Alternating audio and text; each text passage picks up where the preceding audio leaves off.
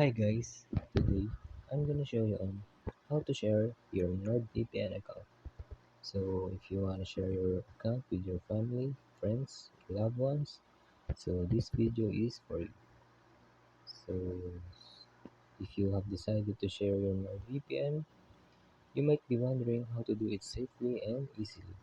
So it says that here are some tips on how to share your NordVPN password with your trusted contacts and how to monitor and manage your NordVPN account.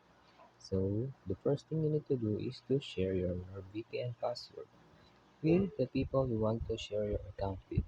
So make sure you should do this using a secure communication channel such as an encrypted messaging app or with the help of a sharing and subscription platform like Disgusted or WhatsApp and then other platforms.